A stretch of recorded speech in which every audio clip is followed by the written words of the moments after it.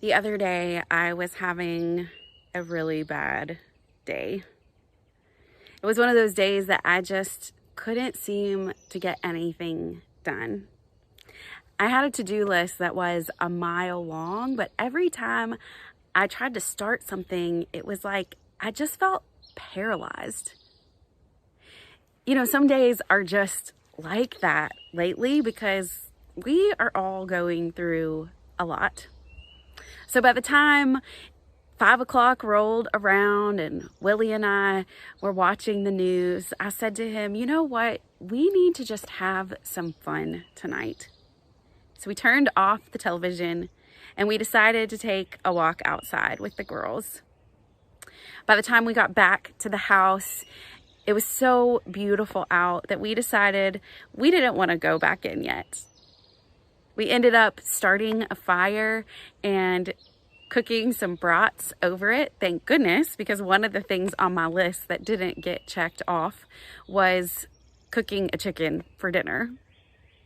So we huddled up around the fire, we ate those brats, and then we had roasted marshmallows for dessert. The next day when I woke up, I felt okay again. There's something about a meal that transforms us. In John chapter 21, Jesus has appeared once since his resurrection to the disciples, but he appears a second time in the Gospel of John. It happens on the seaside while they are out on a boat. They've been fishing all day without any luck when they spot Jesus on the shore. Jesus tells them to cast down their nets, and they explain to him, Jesus, we haven't caught a thing. But he tells them to throw the nets down, and when they pull them back up, they are so full, they're afraid they might break, but they don't. Then Jesus calls them to shore, and Jesus lights a fire and cooks them breakfast. There's something about a meal that transforms us. It's there at that meal that Jesus says, if you love me, feed my sheep.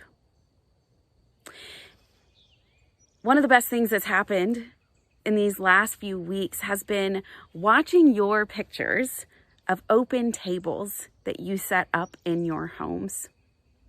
As disciples, the table is such a critical place for us.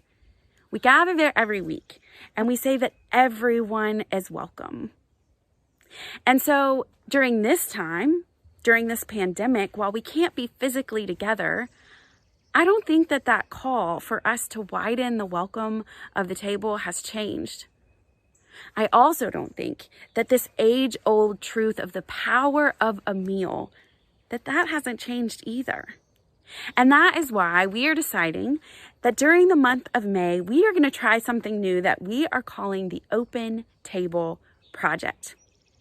We believe that God is still moving and that also God is still calling us to share who we are and to widen the welcome of the church.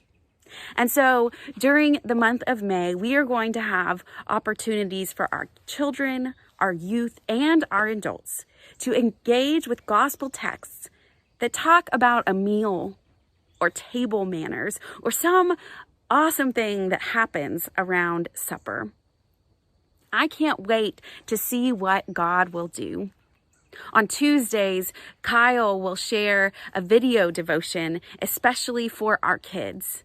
An email will go out to families, inviting them to consider the message in the scripture of the week and to ask their questions, to encourage their children to wonder about what God might be doing around the table.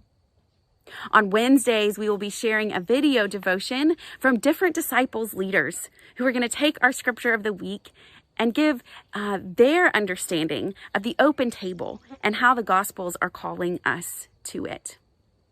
On Thursdays, we're going to be trying something called B&B, Bible and Beverage. Maybe you want to bring a hot cup of tea, or maybe you want to bring a glass of wine. But for those of you who are hungry to dig a little bit deeper, we'll spend time together asking how these scriptures are calling us to widen our welcome. Church, I know that these are tough times, and yet I believe that God is still with us. And so I pray that at your tables, in your homes, that you can still feel God showing up. And I also hope that you know that God is still calling you. So join us for the Open Table Project.